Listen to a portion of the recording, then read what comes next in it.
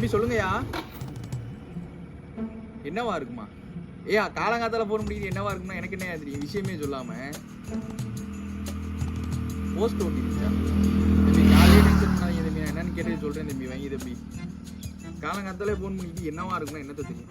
அட இங்க பாருங்க, இங்கேயும் போஸ்ட் ஓட்டிருக்காங்க, ஊர் ஃபுல்லா ஓட்டிருக்காங்க. என்னவா இருக்கும்? காத்திருப்போம். ப்ரோ நிறைய ப்ரோங்க. ப்ரோ அவங்கள்ட்ட கேட்க நினைச்சிருந்தேன், புதுக்கோட்டை போயிருந்தேன். சரி. எல்லா ஆட்டோலையும் பார்த்தா என்னவா இருக்கும்னு போட்டுருந்தாங்க.